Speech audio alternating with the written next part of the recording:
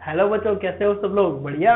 करें start. Solid state start तो क्या, कंटिन्यू। ठीक है, तो सॉलिड को वापस कंटिन्यू करते हैं। अभी तक अपन ने क्या सीखा?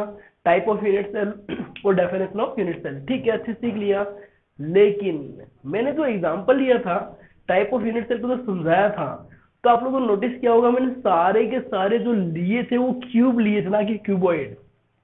चाहे एससीसी लिया हो, चाहे एफसीसी लिया हो, चाहे बीसीसी लिया हो, चाहे ईसीसी, चार वैरायटी थी। चारों वैरायटी आप नोटिस करना, मैंने क्यूब ही लिया है। लेकिन किसने सोचा होगा केवल क्यूब ही पॉसिबल है नेचर में?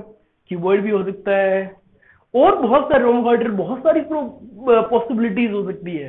तो जितनी भी पॉसिबिलिटीज नेचर में मिली वो ब्रेवोस लैटिस के अंदर अपन ने कंसीडर किया। जैसे आप लोग देखो, क्यूब के अंदर क्या खास बात है? तीनों लेंथ बराबर, तीनों एज इज इक्वल टू है, A equal to B equal to C.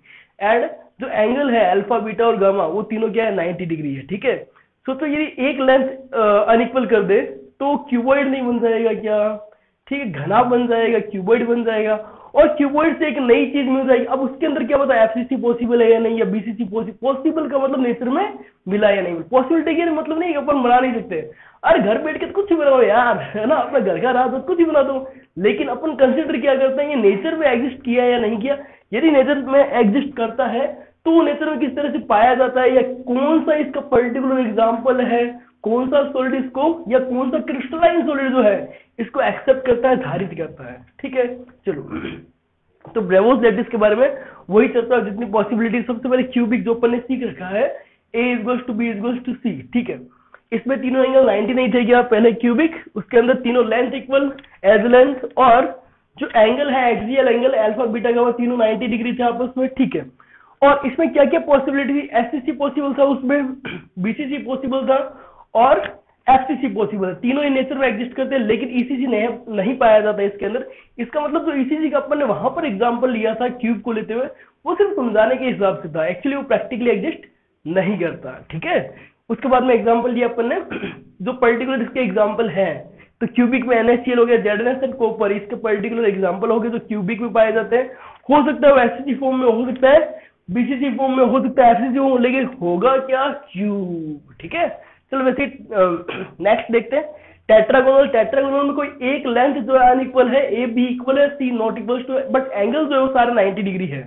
ठीक है, और उसमें पॉसिबिलिटी की बात करें, एससीसी एंड बीसीसी दो ही पॉसिबिलिटी है, और इसका पर्टिकुलर एग्जांपल के लिए SnO2 और TiO2 या फिर CaSO4। अभी पर्टिकुलर एग्जांपल आप याद रखो तो ठीक, नहीं तो कोई दिक्कत नहीं। लेकिन आपको हर केस के करस्पॉन्डिंग जो लेंथ है और जो एंगल है वो आपको याद करना पड़ेगा, क्योंकि पेपरों में एंगल और लेंथ दोनों पूछे जाते हैं। चलो नेक्स्ट बात करते हैं ऑर्थोरोम्बिक में। ऑर्थोरोम्बिक में तीनों जो लेंथ है वो तीनों अनइक्वल हो चुके हैं, लेकिन एंगल अभी भी क्या है?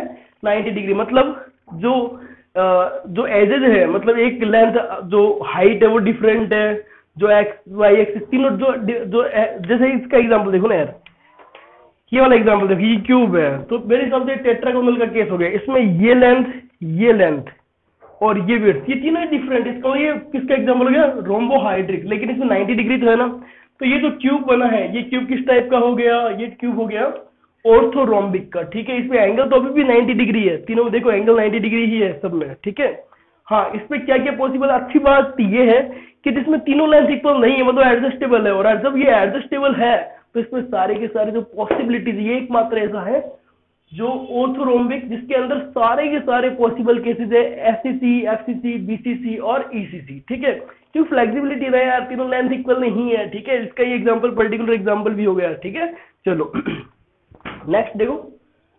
नेक्स्ट है ट्राइगोनल बोल दो या रोम्बोहाइड्रल बोल दो, इसमें तीनों लेंथ तो इक्वल होगी, लेकिन एक एंगल डिफरेंट हो जाएगा, तो 90 नहीं होना चाहिए। इसका मतलब एक एंगल, मतलब ये तीनों लेंथ इक्वल है, एक बार कंसीडर करो ये लेंथ इक्वल है तीनों की। इसका इसको पिचका दिया जाए, थोड़ा सा आगे तरफ धक्का दे दिया जाए तो पिचक नहीं जाएगी थोड़ा सा, तो और ये आपस में 90 रहेंगे। लेकिन ये जैसे पिचकेगा तो ये 90 से कम नहीं हो जाएगा क्या? आगे बात, एक एंगल कोई 90 से आपको हटाना है और तीनों एंगल इक्वल होने चाहिए। ठीक है, चलो, मतलब 90 से इक्वल ना हो तीनों एंगल ही। ठीक है, उसके अंदर एससीसी पॉसिबल और CaSO4 इसका पर्टिकुलर एग्जांपल हो गया नेचर में। वैसे ही मोनोक्लिनिक है, तीनों लेंथ इक्वल ना हो, दो एंगल 90 हो सकते हैं, लेकिन एक एंगल 90 नहीं होना चाहिए। इसके अंदर एससीसी और ईसीसी पॉसिबल है। और मोनोक्लिनिक जो सल्फर है, इसका पर्टिकुलर एग्जांपल हो गया सॉलिड क्रिस्टलाइन सॉलिड का। ट्राइक्लिनिक है, A not equal to B not equal to C हो जाए, लेकिन जो एंगल है वो भी 90, मतलब कुछ भी इक्वल नहीं है ना, तो एंगल इक्वल है ना ही लेंथ इक्वल है, उसमें केवल FCC ही पॉसिबल है, ठीक है। और इसका एग्जांपल हो गया CuSO4.5H2 और लास्ट एग्जांपल हेक्सागोनल, जिसमें दो लेंथ तो इक्वल होगी लेकिन एक लेंथ इक्वल नहीं होगी, और जो एंगल है उन एंगलों में दो तो 90 के इक्वल होगी, एक 120 के इक्वल होगा, ठीक है। इसके अंदर केवल FCC ही पॉसिबल है, और इसका पर्टिकुलर एग्जांपल ग्रेफाइट होगा। अब देखो सारे यार जो भी है अपन ने पढ़ा है, ये चीजें आपको दो चीज याद रखनी पड़ेगी, इसका नेम क्या है और इस नेम के करस्पॉन्डिंग क्या लेंथ आ रही है, या ये जो नेम है वो किस लेंथ और एंगल पे बना हो, पर्टिकुलर केस है ये पता होना चाहिए, और लास्ट आपको पता होना चाहिए इसका एग्जांपल क्या है। तो ये आप लोगों को पता होना ही चाहिए, क्योंकि IIT में एक दो बार पूछा हुआ है एडवांस में, ठीक है। अब इसमें कोई बहुत बढ़िया ट्रिक तो नहीं है अपने पास, तुम लोगों को याद ही करना पड़ेगा, ठीक है। चलो अब नेक्स्ट अपन लेते हैं, इसको यहीं तक रखते हैं, फिर अपन नेक्स्ट हेडिंग की तरफ चलते हैं।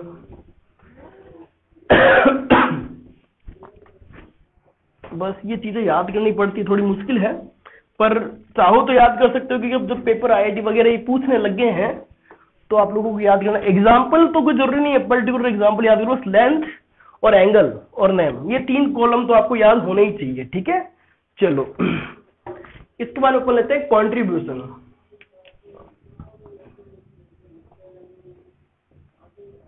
कॉन्ट्रीब्यूशन ऑफ एटम, साझेदारी, हिस्सेदारी है किसी की, कंट्रीब्यूशन को कितना कंट्रीब्यूट किया है, ठीक है। चलो तो मैं तुम लोगों को समझाता हूं कंट्रीब्यूशन का मतलब क्या है, ठीक है।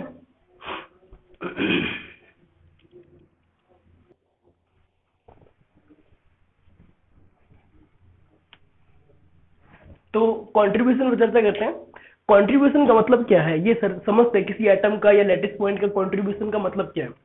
आप लोग देखना, आप लोग चेक करना या आप लोग समझना कि एक ECC FCC किसी भी टाइप में, चलो वहां पर पर्टिकुलर पॉइंट पे लैटिस पॉइंट बोलना चाहिए, उन लैटिस पॉइंट पे एटम रखे रहते हैं, उन लैटिस पॉइंट पे मॉलिक्यूल कोई भी रख सकते हो, लेकिन कंट्रीब्यूशन का मतलब क्या है, किसी भी एटम की एक यूनिट सेल में हिस्सेदारी कितनी है।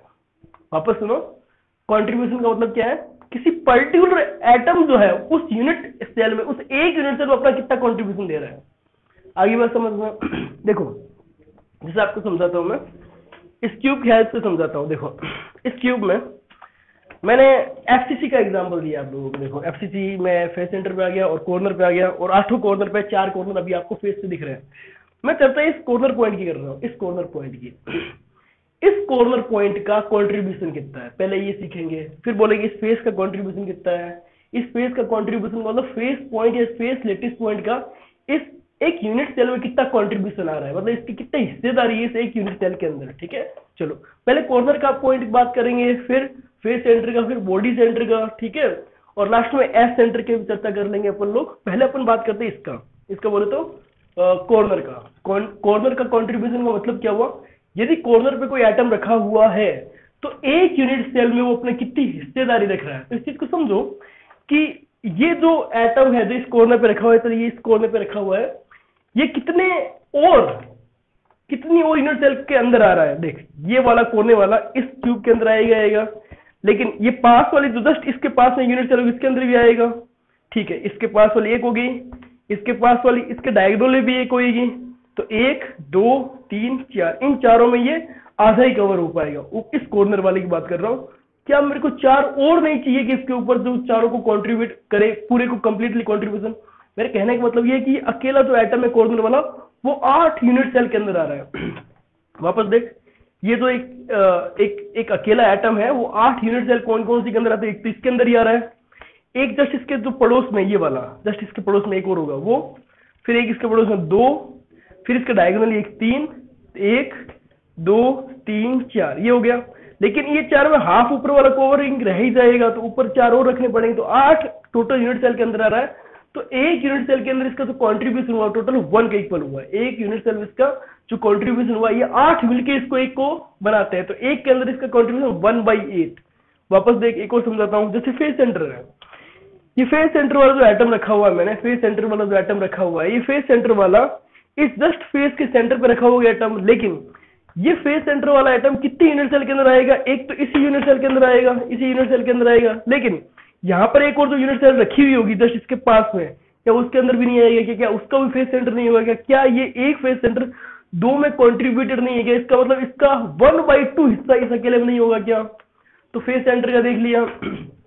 अब देख, यदि कोई इस एज पे एक रख दे, इस एज पे कोई रख दे, अपन ऐसी चर्चा कर रहे हैं, इस एज पे रख दे, तो जैसे इसे एज पे रखता है, अपन देखते हैं बना के, ये इसका एज वाला हिस्सा हो गया, एक यहां पर रख दिया, ये एक वाला। अब देख, इस एज पे यदि कोई रखता है तो इस एज की वजह से ये यहां पर तो आएगा, लेकिन पास वाले में भी आएगा, और ऐसी दो ऊपर और होगी, इन पे आएगा। टोटल कवरिंग इसके 4 के द्वारा होगी, चारों यूनिट सेल मिलकर इसको टोटल कवर कर पाएंगे। कैसे? एक ये वाली यूनिट सेल, एक इसके जस्ट पड़ोस वाली यूनिट सेल, दो इसमें ये हाफ कवर हो गया, ऊपर वाला हाफ बच गया है। क्या ऐसे कैसे दो और ऊपर रख दिए जाए तो कंप्लीटली कवर नहीं हो जाएगा? टोटल ये अकेला एटम 4 में नहीं इंक्लूड हो रहा है क्या? ये 4 यूनिट सेल में नहीं आ रहा था, आ रहा है क्या? इसका मतलब ये अकेला 4 में आ रहा है, तो इसका 1/4 एक के अंदर कंट्रीब्यूशन नहीं आ गया क्या? 1/4। अब देख, और भी देख ले, अपन किस किस एटम का कंट्रीब्यूशन पढ़ेंगे? कंट्रीब्यूशन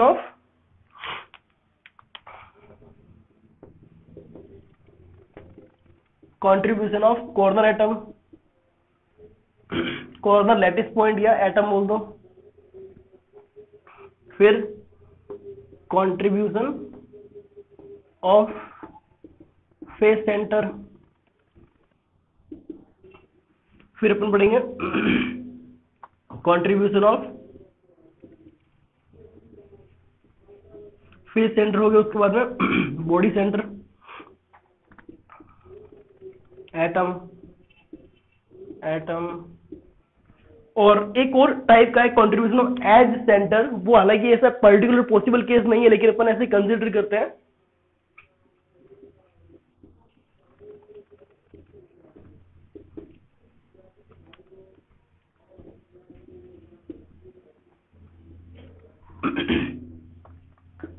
तो हर किसी एटम का रखा हुआ जो पॉइंट है उसका कितना कंट्रीब्यूशन आता है वो अपन देखा। जैसे इस क्यूब से अपन समझते हैं, एक बार समझ लिया फिर भी देख लेते हैं ना। एक बार अपन समझ चुके हैं, फिर भी इसके अलावा देख रहे हैं।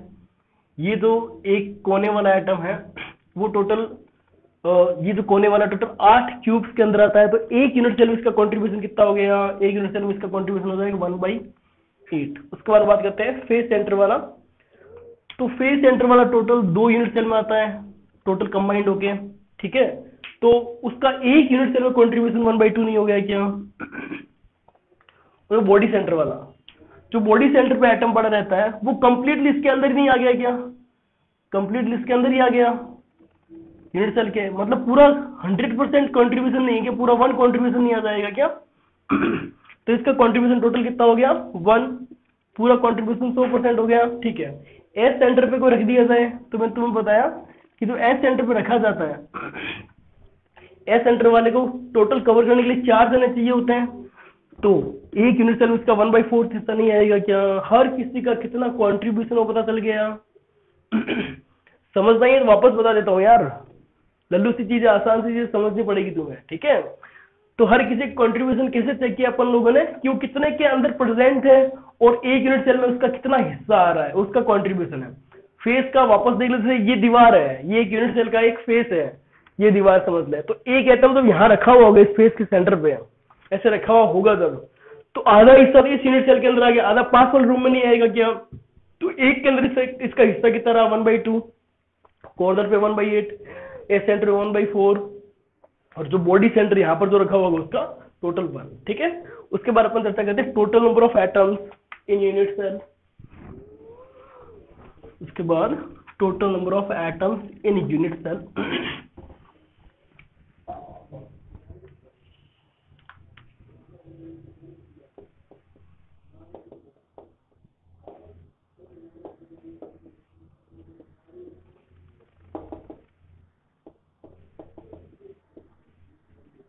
एक यूनिट सेल में टोटल कितने एटम प्रेजेंट होते हैं वो चर्चा करते हैं, ठीक है।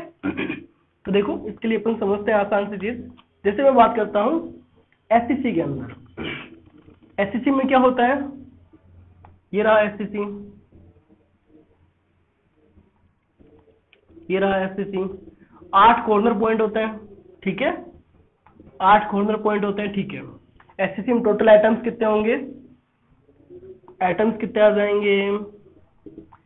टोटल 1/8 कॉन्ट्रीब्यूशन होता है कॉर्नर का, और ऐसे कितने corner point, 8 corner point, SCC में टोटल कितना हो जाएगा 1।